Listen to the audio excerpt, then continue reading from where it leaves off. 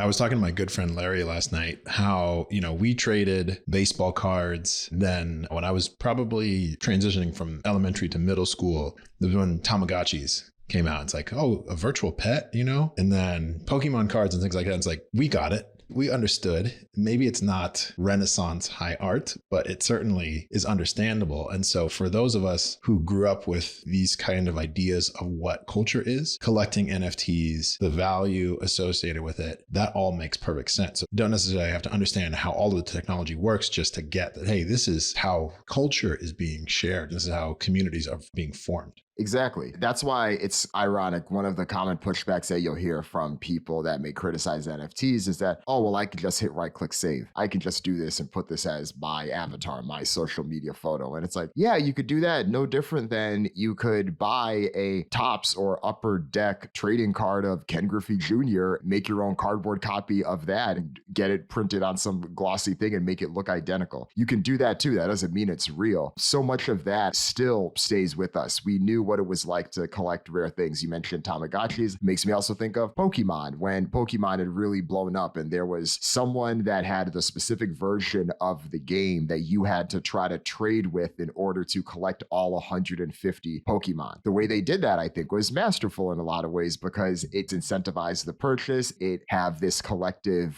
way of playing with each other in a way that just didn't exist, especially with the handheld Game Boy toy. You see that continue to expand. So many of these things, I think, are ingrained. I think Beanie Babies is another aspect of this, right? How many, rare copies of the Princess Diana Beanie Baby or some of these other ones that were quite unique at the time. This is just the digital and metaverse version of these things, and we're going to continue to see more of that.